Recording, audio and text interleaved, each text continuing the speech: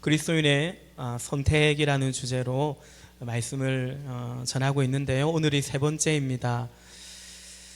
2주 전에 첫 주는 일과 양식에 대해서 말씀드렸습니다. 일 따라, 다만 양식 따라 가지 말고, 그러니까 그것 믿고 살지 말고 예수 믿고 예수 따라 살아가자, 그리 말씀을 드렸습니다. 썩어 없어질 양식을 위해서 일하지 말고 영생하는 양식을 위해서 살아가자, 그 선택을 하자고 말씀을 드렸죠.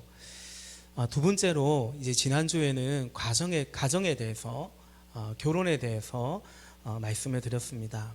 우리에게 참 소중한 관계가 가족인데요. 소중한 사람이 가족인데, 근데 그 가족을 선택하는 것, 그런 말씀 드렸죠. 우리가 선택할 수 있는 가족이라는 것은 배우자밖에 없어요. 부모를 선택할 수 없고요, 자녀를 선택할 수 없고, 형제 자매도 선택할 수 없죠.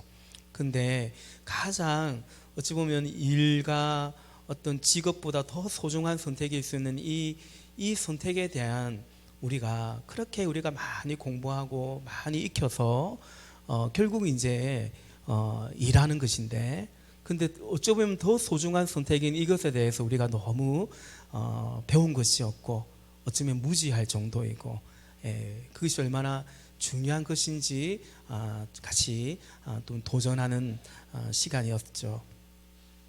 유다 왕 여호람이 이제 이스라엘의 왕인 아합 왕의 딸과 결혼을 했더니, 이 유다 왕이요, 유다 왕의 길로 가지 않고 이스라엘 왕의 길로 가더라. 그냥 삶의 일부가 바뀐 게 아니고 아예 그 인생이, 그 길이 바뀌어 버리더라. 뿐만 아니라 그 자녀마저도 불행하게 되더라라는 것을 우리가 역대하 말씀을 통해서 함께 살펴보았더랬습니다. 이제 오늘은 그리스도인의 선택 세 번째, 교회에 관해서 말씀을 나누고자 합니다. 이번 설교의 주제가 그리스도인의 선택이죠. 그러므로 앞서 일과 양식, 또 가정과 결혼은 꼭 그리스도인만의 선택은 아니지만, 오늘의 주제는 그야말로 그리스도인의 선택입니다. 우리가 교회를 선택한다고 했을 때, 어떤 교회가 좋은 교회인가, 어떤 교회를 내가 좀 다녀볼까, 그렇게 때로는 살다 보면 그렇게 교회를 선택할 그런 어떤 기회나 그런 일도 있겠죠. 그런데 오늘 그리스도인의 선택이라는 주제로 교회를 말할 때는 어떤 교회가 좋은 교회인 것 같습니까? 여러분은 어떤 교회를 다니시렵니까? 제가 그 말씀을 드리기보다는 우리가 어떤 교회를 세워갈 것인가, 우리가 함께 어떤 교회를 만들어 갈 것인가, 그 교회를 만들기 위해서 우리는 어떤 선택을 해 갈 것인가 라는 관점으로 말씀을 나누고 싶습니다. 여러분, 결국 우리의 교회는 우리의 선택을 통해서 세워가는 것입니다. 물론 교회의 머리이신 그리스도의 뜻과 이 교회를 세우신 그분의 의도와 디자인 안에서, 그분의 말씀 안에서 우리는 어떤 교회를 만들어 갈지를 우리는 선택해 가는 것입니다. 그런 점에서 오늘 저는 이 본문을 통해서 세 가지 말씀을 좀 전하고 싶은데, 첫째는 우리가 세워가야 할 교회는 어떤 교회일까? 다시 말해 우리는 그 교회를 세우기 위해서 어떤 선택을 해가야 될까? 두 번째는 반대로 어떤 교회는 우리가 좀 지양해야 될까? 더 나아가 경계해야 될까? 그런 선택은 하지 말아야 될지를 좀 말씀드리고 싶고요. 마지막 세 번째로는 우리에게 교회가 왜 중요한지, 우리에게 교회는 어떤 우리 삶에 어떤 것이 되는지를 좀 간략하게 마지막으로 말씀을 나누고 싶습니다. 우선 본문의 내용을 잠깐 보고 싶어요. 이 본문의 내용은 가브나움이라는 마을에서 일어난 일입니다. 예수님이 저 갈릴리 지역에서 사역할 때, 그 갈릴리 지역에서 예수님이 가장 대표적으로 사역했던 그 마을이 이 가브나움이라는 곳입니다. 베드로를 비롯해서 마태를 비롯해서 예수님의 제자 중에 상당수가 여기 가버나움 출신입니다. 가버나움은 여기서 가버라는 것은 지붕이라는 뜻을 가지고 있고 또는 마을이라는 뜻을 가지고 있고요. 나움은 위로라는 뜻을 가지고 있습니다. 그래서 가버나움은 위로의 마을이다라는 뜻인데 이 지명 자체가 이 마을 자체가 교회가 무엇인지를 의미하는 꼭 그런 지명 같아요. 그렇죠? 교회는 위로의 마을, 위로의 공동체가 아니겠습니까? 지금 예수님이 병 고치시고요, 귀신 내쫓고요, 그 소문이 바닥에 퍼져가고 있었어요. 그러니 예수님이 가는 곳마다, 예수님이 머무시는 곳마다 인산일행을 이루고 있었습니다. 지금 본문도 딱 그런 시점이었습니다. 예수님이 여기 가버나움의 한 집에 딱 들어가 계시는데 이제 사람들이 몰려들기 시작하는 거예요. 주로 어떤 사람이 올까요? 어떤 사람이 오냐면 아픈 사람들이 와요.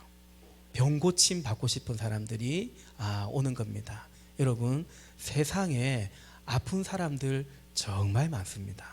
예나 지금이나 아픈 사람들, 그것이 육신이든 마음이든 또 정신이든 영적으로든 아픈 사람들이 얼마나 많은지 몰라요. 그들이 예수님께 나와왔습니다. 근데 그 중에 한 중풍병자를 이 네 사람이 이 들것에 침상채로 이렇게 들고 예수님께로 왔어요. 근데 사람이 너무 많은 거예요. 그 예수님 앞으로 데려가야 되는데 그 집에 진입을 할 수가 없네요. 그래서 이들이 어떻게 했냐면 우리 본문에 읽었죠. 지붕 위로 올라가 가지고 지붕을 이렇게 뜯어내더니 침상채로 그냥 줄을 매달아 가지고 예수님 앞에 이렇게 딱 내렸다라는 것입니다. 이 당시 유대인의 가옥 구조가 그렇게 지붕을 뜯어낼 수 있는 구조이기는 했습니다. 그러나 그렇다고 할지라도 막 그 동네 사람들은 종종 지붕을 뜯어서 사람들이 막 내려오고 그랬냐, 그러지는 않았습니다. 지금 만약에 예배 드리는데 갑자기 천장에 둘리더니 침대가 하나 쭉 내려온다 생각해 보면 얼마나 신기할까요? 신기한 정도가 아니고 놀라서만 호들갑을 떨지 않겠나. 굉장히 엽기적인, 예수님이 병을 고치는 것도 기적인데 예수님은 많은 병자를 고쳤기 때문에 오히려 그 일이 더 기적같이 참 스페셜한 일이었다, 저는 이제 그렇게 봐집니다. 근데 예수님께서 그 중풍병 환자에게 너 병 고침 받았다, 너 병 나았다라고 말씀하시지 않고, 나중에는 그 말씀 하시지만 처음에 뭐라고 하셨냐면 5절에 이 사람아 너 죄가 용서받았다, 이렇게 말씀을 하십니다. 그러자 거기에 또 율법학자들, 이전 성경에는 서기관들이라고 되어 있죠. 성경을 가르치는 사람들입니다. 이 사람들이 딱 듣는데 뭐라고? 네 죄가 용서받았다라는 그 말을 딱 들으니까 이들의 귀에 몹시 거슬렸던 것입니다. 그래서 본문 6절과 7절에 보니까 6절, 율법학자 몇이 거기에 앉아있다가 마음속으로 생각하기를 이 사람이 어찌하여 이런 말을 한단 말이냐, 하나님을 모독하는구나, 하나님 한 분밖에 누가 죄를 용서할 수 있는가, 그렇게 생각하고 또 말하였던 것입니다.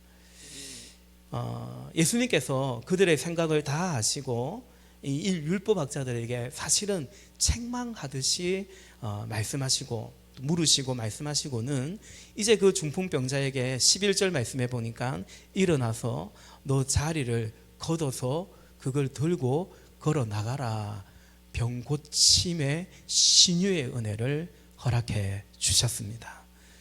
그러자 그 병자가, 이 들것에 실려왔던 그 병자가요, 그 들것을 지가 딱 들고는, 본인이 들고는 딱 걸어 나가는 거예요. 그것을 본 사람들이 너무나 놀라워하면서 기뻐하면서 하나님을 찬양하였더라. 이것이 오늘 본문의 사건, 오늘 본문의 내용입니다. 저는 이 본문을 묵상하는데 교회가 묵상이 되었습니다. 첫 번째는, 말씀드린 것처럼 첫 번째는 우리 교회가 세워가야 할, 다시 말해 우리가 계속해서 함께 선택하며 세워가야 할 교회 모습은 어떤 것인지, 그것이 묵상이 되었습니다. 오늘 설교의 제목은 본문 3절 말씀 그대로입니다. 그때 한 중풍병자를 네 사람이 데리고 왔다. 오늘 말씀의 제목입니다. 저는 이것이 교회라고 생각합니다. 예수님이 디자인하는 교회이고, 따라서 마땅히 우리가 따라가야 할 교회이고, 우리가 선택하고 세워가야 할 교회가 이것이 아닐까 생각이 듭니다. 여러분, 여기 중풍병자는 거동이 불편한 사람이죠. 혼자서는 스스로는 움직일 수 없는 심각한 그런 상태입니다. 그는 죄의 사함을 받았다라고 말한 거 보니까 육신적으로 뿐만 아니라 영적으로도 스스로는 예수님께로 나아갈 수 없는 그런 사람이었던 것입니다.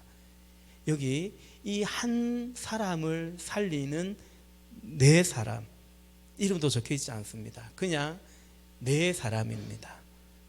본문에서 밝혀주는 이 네 사람에 대해서 본문을 통해서 조금 더 살펴보기를 원합니다.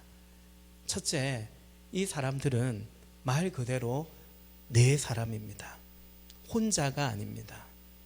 여러분, 교회는 혼자가 아닙니다. 교회는 에클레시아, 헬라어로 에클레시아, 불러냄을 받은 사람들의 모임입니다. 우리는 목자이신 주님의 양인데 그냥 양이 아니라 우리는 양무리입니다. 우리는 하나님의 자녀인데 예수님은 하나님의 외아들이지만 우리는 외아들, 외동딸이 아니라 우리는 형제, 자매들로 부름을 받은 것입니다. 첫째, 우리는 그래서 네 사람의 교회를 우리가 선택하고자 합니다.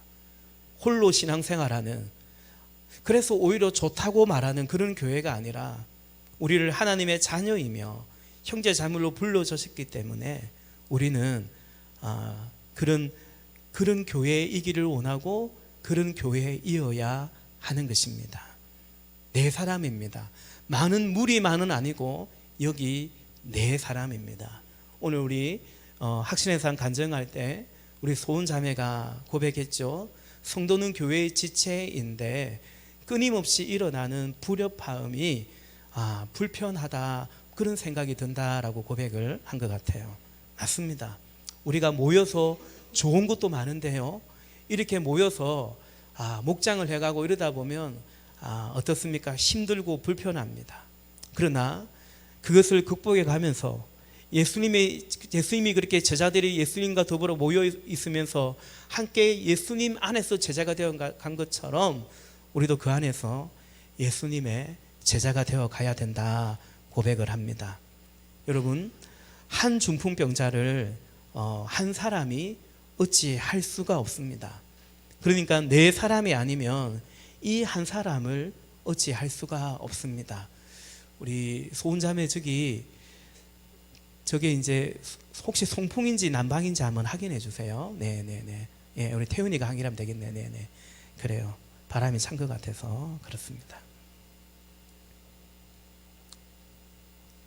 중풍병자 한 사람이 어떻게 지붕까지 데리고 올라가고 내리고 할 수 있겠습니까? 네 사람이 필요한 것입니다. 네 사람이 아니면 이 한 사람을 살려낼 수가 없습니다. 그러므로 네 사람의 교회가 되자는 우리의 선택 안에는 한 사람을 살려보자는 이 거룩한 소망이 전제되어 있는 것입니다. 반대로 말하면 이런 한 사람을 살려보자는 마음이 없으면 굳이 이런 네 사람의 교회이기를 원하지 않을 수도 있겠죠. 만일 그걸 원한다면, 우리 교회가 그런 교회가 되기를 원한다면 저는 그런 선택을 하지 말자고 말씀드리고 싶습니다. 우리가 그냥 혼자면 오히려 편하고 그래서 좋다고 생각할 수 있을 것도 같습니다. 또 사실은 이 개인주의 시대의 교회마저도 엄연히 그것이 이 땅의 교회의 현실의 모습일지라도 저는 설득하고 싶습니다. 우리가 네 사람의 교회가 되어서 한 사람을 살려내자고 설득하고요, 기다려드리고 또 도와주고 싶습니다. 그러나 계속 그냥 우리는 그런 교회가 좋아요. 우리는 그런 교회하고 그냥 예배드리고 말씀 듣고 은혜 받고 그냥 그런 교회이기를 원해요 라고 말씀하신다면 저는 반대입니다. 저는 담임 목사로서 그런 교회를 지향하거나 그런 교회를 선택하지 않을 것입니다. 정확히 말하면 저는 그런 권한이 없습니다. 주의 종이기 때문에, 주의 교회이기 때문에 그냥 내가 좋다고 해서, 교인들이 원한다고 해서 그런 교회를 세워갈 수는 없기 때문입니다. 둘째, 본문에서 여기 네 사람을 좀 보자고 했는데 이 사람은 어떤 사람들인가, 결국 어떤 교회의 모습인가. 5절에 보니까 예수께서는 그들의 믿음을 보시고 말씀합니다. 이들은 어떤 영문인지 이미 예수님을 믿는 자들입니다. 그래서 이 병자를 예수님께 데려가면 고침받을 수 있다는 믿음이 있는 사람들입니다.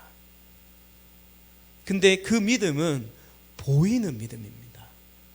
믿음을 감추고 사는 자들이 아니라, 예배당은 왔다 갔다 하지만 정작 나가서는 자기 믿음을, 성경책을 숨기고 사는 자들이 아니라 이들은 믿음이 보이는 자들, 믿을 뿐만 아니라 믿음으로 살아가는 자들입니다. 그럼 그 믿음이 무엇일까요? 이들을 통해서 확인되는 믿음은 뭡니까? 이 병자를 향한 긍휼이죠. 지금 이들이 예수님께 무슨 신앙 고백을 한 게 아니지 않습니까? 그럼 예수께서 본 이들의 믿음은 뭐냐면 이 병자를 향한 긍휼이고 사랑이고 섬김인 것입니다. 그것이 믿음입니다. 우리 복음서에서 예수님이 어떤 믿음에 관해서 정말 감탄하고 기뻐한 사람이 있죠. 누굽니까? 백부장이 있죠. 로마의 이방 군대의 백부장인 백부장입니다. 자기 하인이 병이 들었어요. 예수님께 와서 무릎을 꿇습니다. 내 종, 내 하인의 병을 좀 고쳐달라고. 예수님께서 가자, 집에 가자, 내가 고쳐주마, 가자 하시는데 그냥 여기서 말씀하시면 될 것 같다고. 예수님을 감히 내가 우리 집에 모실 만한 나는 자격도 없고, 나도 군인이고 명령에 죽고 명령에 살듯이 예수님께서 여기서 명하시면 그대로 이루어질 줄로 믿는다라고 예수님께 고백했던 거죠. 놀랍지 않습니까?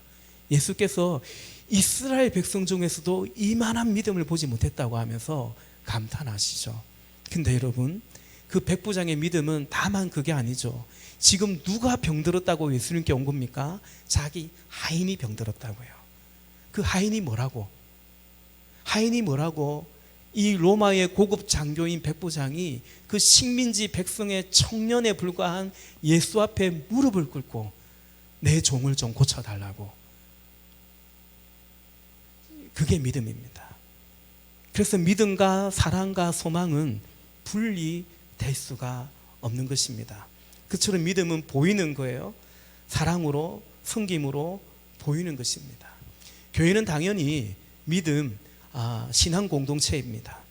그리고 그 믿음을 나 혼자 믿고 마는 게 아니고 세상에서도 믿음을 전하고 또 교회 안에서도 믿음을 가르치고 믿음을 전수하고 제자를 삼아가는 것이 교회입니다. 그러면 어떻게 가르치고 어떻게 믿음을 가르치고 어떻게 전수하느냐? 어떻게 가르칩니까? 보여서 가르치는 것입니다. 예수님이 하신 대로, 배운 대로 우리가 살아가면서 이 안에서 보여가면서 가르치는 것입니다. 사랑하는 여러분, 교회는 말씀을 배울 뿐만 아니라 그 말씀을 살아내는, 그 말씀을 연습해 보는 연습장이 바로 교회인 것입니다. 여러분, 우리는 그런 교회를 선택하고 함께 세워가고 싶습니다.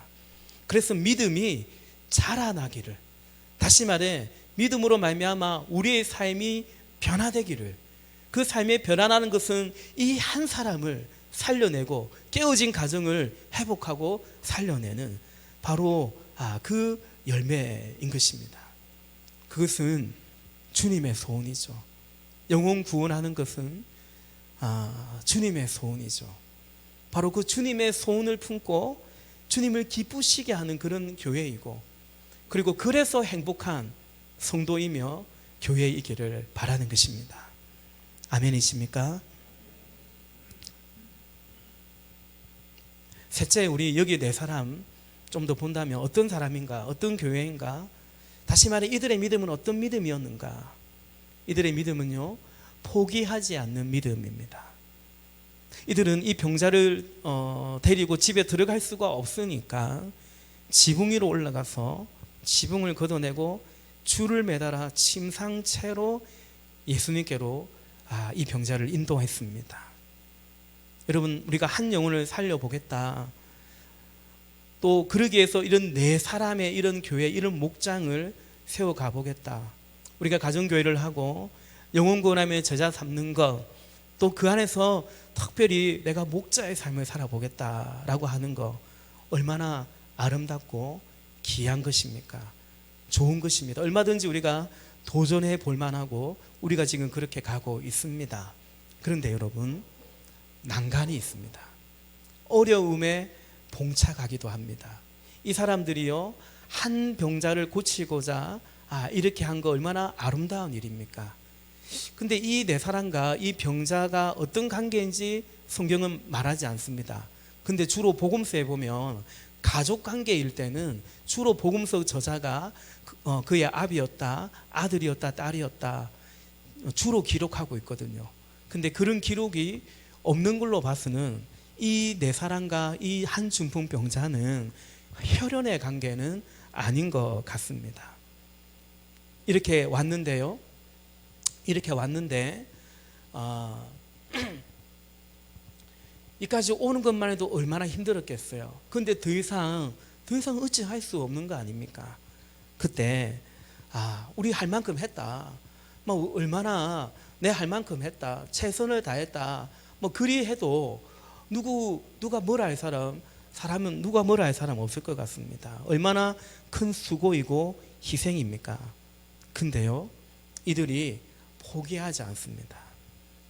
포기하지 않기 때문에 새로운 창의적인 생각이 길이 열리는 것입니다. 지붕 위로 올라가자, 지붕을 뜯고 예수님께, 문으로 못 들어가면 위에서 아래로라도 달아내리자 하죠. 의지죠. 이럴 수 있는 것은 두 가지 이유, 또 믿음 때문입니다. 첫째는 이 사람은 이 병자를 정말로 긍휼히 여기는 마음이죠. 반드시 살리겠다라는 그 의지고 믿음인 것입니다. 두 번째는 예수님에 대한 믿음이죠. 어떻게 하든지 예수님께로 이 환자를 데리고 가면 예수님은 반드시 고쳐주실 거야, 또 예수님은 얼마든지 고쳐주실 수 있는 분이다라는 그 믿음이 있었던 것입니다. 여러분, 이것이 이처럼 포기하지 않는 믿음, 포기하지 않는 사랑, 이것이 사실은 우리를 향한 예수님의, 하나님의 사랑인 것이고, 교회는 이제 그 사랑을 입어서, 그 사랑을 배워서 같이 실천해가는 그 주님의 몸이 바로 교회인 것입니다. 정리하면 우리가 선택하고자 하는, 그래서 세우고자 하는 교회는 네 사람입니다. 그래서 한 사람을 살리고자 하는 것입니다. 두 번째, 믿음의 공동체입니다. 그냥 적당히 믿고 세상에서는 믿음을 감추듯 살아가는 것이 아니라 믿음이 보이는 공동체, 사랑과 섬김을 통해서 때로는 어려움이 있더라도 포기하지 않고 인내하며 도전하는 그 집념의 믿음입니다. 그러므로 여러분, 그런 생각이 듭니다. 이 네 사람이 한 사람을 살렸다고 하는데, 여기 본문의 한 사람은 중풍병자죠. 그럼 우리가 이렇게 살려내야 할, 예수님께로 인도해야 할 한 사람은 누굴까? 그 스스로는 예수님께로 나아갈 수 없는 사람, 그리고 나 혼자 정도의 힘만으로는 어떻게 할 수 없는 네 사람이, 목장이, 교회가 함께 예수께로 인도해야 될 이 한 사람은 누구일까 한번 생각해 봅니다. 우리의 VIP들이 그러할 것입니다. 그런데 여러분, 그 VIP 중에서도 교회에 필요한 사람이 아니라 우리 교회에 저 사람 딱 필요한 사람이라기보다는 교회를 필요로 하는 사람, 우리 교회를, 우리 목장을 참, 우리의 섬김을 필요로 하는 그 사람인 것입니다. 우리는 교회에 필요한 사람, 꼭 우리 그 사람을 꼭 찾기보다는 우리 교회를 필요로 하는 사람, 우리 목장을 필요로 하는 사람, 그 한 사람을 우리가 같이 넷이서 같이 주님께로 인도하기를 원하는 것입니다. 그래서 우리가 간혹 방문자 중에 이미 구원의 확신이 있는 분이라고 한다면 우리 교회는 못 오십니다. 우리 교회는 오지 마십시오. 그런 것은 아닙니다. 그러나 가능하다면 더 필요한 곳에 가셔도 섬기셔도, 더 필요한 곳에 가셔서 섬기셔도 좋습니다라는 그 문구를 주보에 맨 위에 기록한 이유는 이것이 우리의 다짐이고 우리의 방향성입니다. 사랑하는 여러분, 교회를 키우는 교회가 아니라 영혼 구원하고 제자 삼는 교회이기를 원합니다. 그 교회의 존재 목적에 충실한 교회이기를 원합니다. 또한 우리가 살려내야 할, 예수께로 인도해야 할 한 사람은 누굴까? 스스로는 예수님께로 갈 수가 없어서 우리가 도와줘야 하는 그 사람은 누굴까? 우리의 자녀들이라고 생각합니다. 여러분, 우리의 자녀들은 스스로 예수님께로 갈 수가 없습니다. 제가 종종 그런 말을 하죠. 모태신앙이라고 하는데 아니요, 모태신자가 아니고 모태불신자입니다. 아무도 예수 믿고 태어나지 않습니다. 그가 예수님을 믿어야 되는 것입니다. 우리 부모들이 착각을 해요. 제가 유아세례 교육하고 문답할 때마다 유아세례 받았다고 얘 구원받았다고 생각하면 안 된다고 오히려 말합니다. 불필요한 거짓된 어떤 안심을 제가 주지 않으려고 합니다. 심지어 저희 아이들은 아무도 유아세례를 제가 주지 않았습니다. 그건 자유입니다. 이 아이가 자라서 그가 그의 신앙 고백으로 예수님을 영접할 수 있기를, 대신에 그 기르는 책임을 부모가, 더 나아가 교회가 다 해야 됩니다. 여러분, 자녀는 스스로 회심하기 힘듭니다. 스스로 예수님을 믿기 힘듭니다. 뿐만 아니라 자녀는 스스로 아무것도 못합니다. 어린아이, 이게 주로 청년들이 많긴 하지만 미리 들어주셔야 됩니다. 아이는요, 지 스스로 내버려 두면 어찌할까요? 알아서 막 밥 챙겨 먹고 살아납니까? 죽습니다.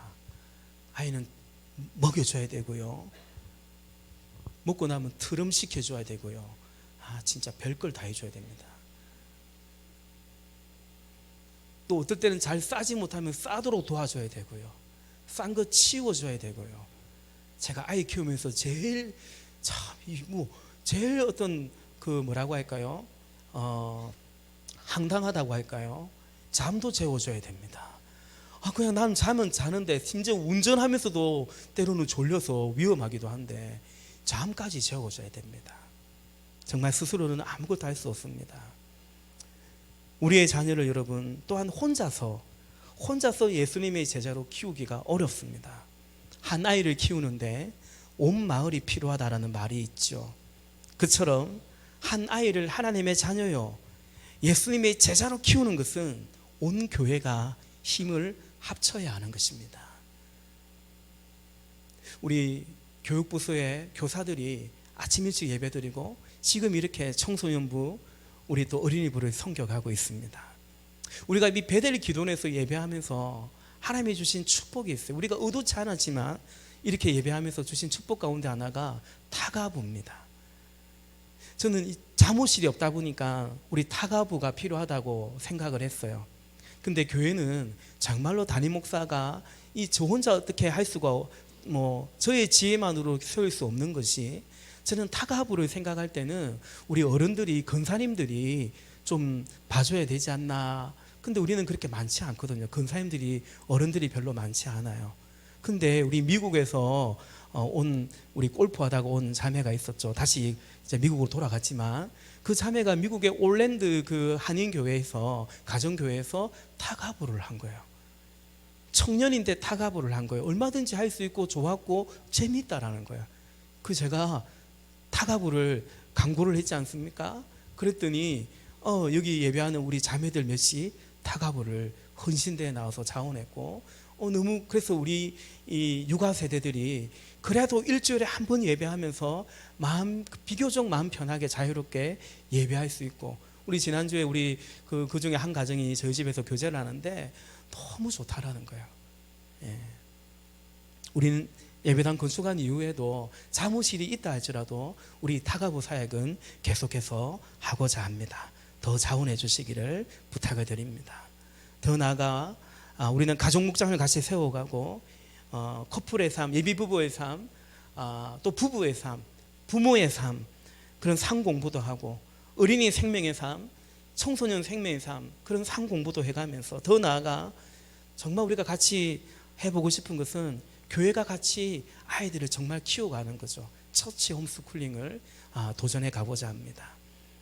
여러분 교회도 그러하고 사실 이 가정이야말로 네 사람이 가족이 한 사람을 살리는 그 최초의 기본적인 공동체가 바로 가정입니다. 그리고 그 한 사람은 꼭 어린 아이 자녀만은 아닙니다. 때로는 그 집의 가장이 아버지이며 남편인 그 가장이 그 아버지를 다른 가족들이 이렇게 돌봐줄 필요가 있고요. 때로는 아내이며 어머니가 그럴 수도 있고요. 그렇습니다. 우리는 그런 가정이어야 되고 그런 가정들이 모인 교회라면 당연히 건강한 교회가 될 것이고 또 교회는 계속해서 그런 가정들을 세우는 그 열매를 맺어가야 된다. 그것이 교회로의 부르심이다라는 거죠. 그런 점에서 여러분 오늘 큰 카테고리로 두 번째 이제 큰 카테고리로 두 번째면 아직 설교가 많이 남았나 또 걱정하지 마시고 거의 끝나갑니다. 오늘 큰 카테고리로 두 번째 우리가 그러면 우리가 선택하면서 세워갈 교회가 이런 교회라면 네 사람이 한 사람을 살리는 교회라고 한다면 그럼 우리가 좀 지향해야 되는 더 나아가 경계해야 할 우리가 선택해서는 안 되는 교회는 어떤 교회인가? 첫 번째는 그냥 모이기만 하고 또 흩어지기만 하는 그런 교회라고 생각합니다. 본문 2절 말씀해 보니까 많은 사람이 모여 들어 있습니다. 많은 사람이요. 그런데 이 많은 사람에 대해서 본문에서 더 이상의 설명이 적혀 있지 않습니다. 이들이 뭐 구원을 받았다든가 이들이 어떤 한 사람을 살려내었다든가 이들이 예수님을 따르기로 뭐 결단을 했다든가 전혀 다른 설명이 없습니다. 그냥 많은 사람이 모였다는 거죠. 그리고 오히려 그 사람 때문에 이 한 사람이 비껴주지 않아서 예수님께로 나아갈 수가 없었다는 사실을 간접적으로 보여주고 있죠. 우리 그냥 많은 사람이 되는 그런 교회를 선택하지 않기를 원하는 것입니다. 같이 모여서요.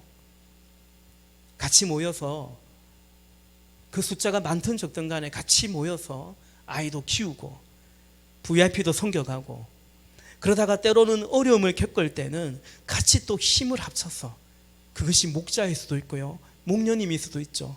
그때는 또 그 목자 목녀를 도우면서 같이 힘을 합쳐서 세 겹줄로 같이 기도도 해가면서 우리는 함께 주님의 뜻을 이뤄가기를 원하는 것입니다. 또한 여러분 우리가 좀 경계하고 싶은 교회의 모습은 뭐냐면 여기 율법학자들이 있습니다. 성경교사들입니다. 선생들입니다. 7절에서 이들은 예수님을 보면서 저거 하나님을 모독하는구나. 하나님에 대해서 하나님의 명예에 대해서 이들이 관심이 많은 것처럼 보입니다. 그런데 여러분 바리새인들 율법학자들이 과연 그렇습니까? 아니죠. 이들의 관심은 사실은 자신들입니다. 지금 하나님을 모독하는구나라고 생각했지만 진짜 마음속에는 자기가 모독을 받는 느낌이 아니었을까요? 원래 내가 선생인데 우리가 선생인데 이들이 지금 우리를 추앙해야 되는데 저 예수를 따라간단 말이에요. 심지어 저 예수가 죄 용서 받았다 이런 말도 한단 말이에요. 몹시도 위기감을 느끼고 모욕감을 느끼고 아마도 그랬을 것입니다. 왜냐하면 이들의 관심은 하나님도 아니요, 여기 이 백성들도 아니요, 저 병자도 아니요, 자기들에게, 자기 자신에게 관심이 있었기 때문입니다. 여러분, 교회에 모여가지고 여전히 이기적인 사람들, 가장 이타적인 사랑을 안다고 믿는다고 고백하면서 이기적으로 살아가는, 그러니까 가장 모순된 그런 모습이, 그렇다면 교회야말로 가장 모순된 집단이라고 저는 생각해요. 여전히 자존심 싸움하고 이 안에 와서도 경쟁하고 그래서 감정 소비 다 해버리고 무슨 영혼을 섬길 여력이 없어요. 이 안에서 우리끼리 싸우고 지지고 볶다가 다 힘 다 빼버리는 거예요.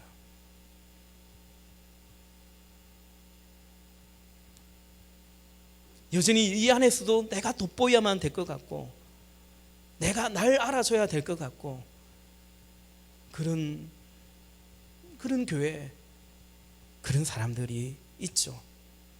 저는 목회를 한 지가 그리 길지 않으니까요, 우리 선배 목사님들, 어른 목사님들 얘기 들어보면 많은 목사님들이 뭘 하지를 못한대요. 이거 하자니 저분들 눈치가 보이고, 이 결정을 하자니 또 저분들 눈치가 보이고, 심지어 주일날 교회 식당에서 밥을 먹을 때도 도대체 누구랑 먹어야 되는지 그 눈치까지 본다, 그런 말도 들은 적이 있습니다.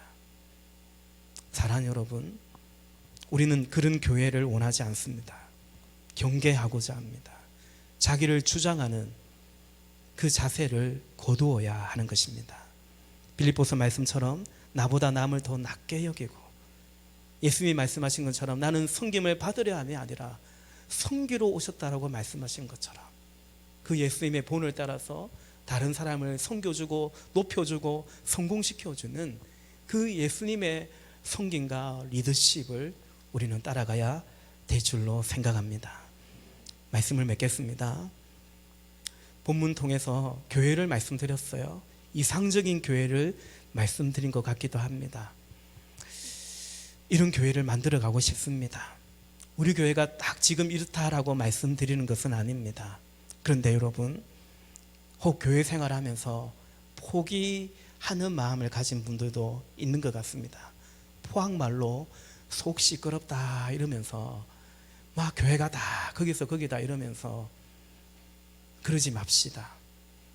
우리가 이런 교회는 이상적인 교회라고 하면서 그건 천국에나 가야 있는 교회라고 하면서 쉽게 포기하지 말고, 우리가 거룩하게 살기가 힘들다고 해서 우리 마음대로 거룩을 포기해서는 안 되는 것처럼 예수님이 원하시는 교회를 세워가는 그 선택을 우리가 포기하지 않고 함께 여전히 선택해 갈 수 있기를 바랍니다.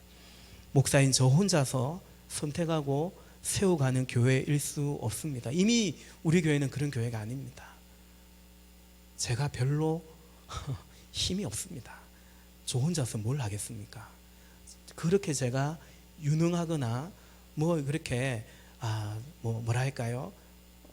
정말 겪어보니 아시지 않습니까? 별로 제가 똑똑하거나 그러지도 않습니다. 그러므로 여러분이 지금도 그런 것처럼 잘 도와주셔야 됩니다. 여러분이 아니면 할 수 없고, 여러분이 있기에 우리가 이 선택을 하고 세워갑니다. 예배당 건축도 마찬가지입니다. 여러분이 있기 때문에, 우리 아이들이 있기 때문에 우리가 예배당 건축을 해가는 것이고, 그리고 같이 감당해야만 또 할 수 있는, 또 같이 부르심을 받은 것이라 생각하는 것입니다. 끝으로 왜 우리에게 교회가, 또 교회의 선택이 왜 이처럼 중요한가? 교회가 다 비슷비슷하지. 여러분, 다른 교회에 비해서 우리 교회가 특별하다, 그 말씀을 드리는 게 아니라 우리가 교회를 부르심을 받았기 때문에 왜 교회가 소중하고 우리가 같이 교회를 세워가는 이 선택이 왜 중요한지를 말씀드리고자 하는 것입니다. 여러분, 교회가 왜 중요할까요? 교회 생활이 곧 여러분의 믿음이 되는 것이고, 여러분의 믿음이 결국 그리스도인에게는 우리의 삶이 되고 인생이 되기 때문인 것입니다. 그냥 교회는 교회 생활이 아니죠. 사실 우리는 교회를 통해서 우리의 믿음에 많은 영향을 받고, 그리고 우리는 믿는 자이기 때문에 그 믿음에 따라 우리의 삶의 모습들이 실제로 달라지기 때문에 교회가 중요합니다. 여러분, 저는 종종 말씀드리지만 신자는 그 교회를 뛰어넘을 수 없다라고 생각합니다. 요즘 교회가 없는 신자들이 있죠. 그런 신자들은 말 그대로 교회가 없는 신자의 삶을 살 것입니다. 누구 하나 전도해서 내가 데려갈 교회도 없기 때문에 그렇게 아마 예배는 할지라도 그냥 그 상태로, 제가 비난하고자 하는 뜻이 아닙니다, 그 상태로 안타깝게도 머물러 있을 것입니다. 세속적인 교회의 신자는 세속적인 신자로 살 것이고, 기도하지 않는 교회의 신자는 역시 기도하지 않는 신자가 될 것이고, 전도하지 않는 교회의 신자는 아마도 영혼 구원에 힘쓰지 않는 그런 신자가 될 것이고, 우리는 그 교회를 뛰어넘기란 쉽지 않습니다. 그러므로 여러분, 일 선택하고, 혹은 요즘 어디에 좀 집을 한 채 사면 집값이 오를 것 같다 이러면서 집 선택하고, 그 다음에 그냥 교회는 따라서 마치 2+1처럼 직장 구하면 교회는 따라가는 거지, 그게 어디 교회 가면 되지, 그것이 아니라 그냥 가까운 교회 가면 되지, 그것이 아니라. 그래서 김동호 목사님이 그런 말씀을 한 적이 있죠. 그럼 대학도 그냥 가까운 대학 가지 왜? 대학도 그냥 가까운 대학 보내지. 우리 꼭 그래요, 가까운 대학 가도 됩니다만은 그렇게 생각하지 않듯이. 그렇습니다. 사실은 교회가 먼저일 수도 있다라는 것입니다. 저는 목회의 시간이 지날수록 점점 그것이 맞지 않는가, 그런 생각을 해보게 됩니다. 왜냐하면 그리스도인은 말씀드린 것처럼 믿음으로 살아가기 때문에. 그러니까 여러분에게 교회가 별로 중요하지 않다면 잘 생각해 보십시오. 내 삶의 믿음이 별로 중요하지 않을 수 있습니다.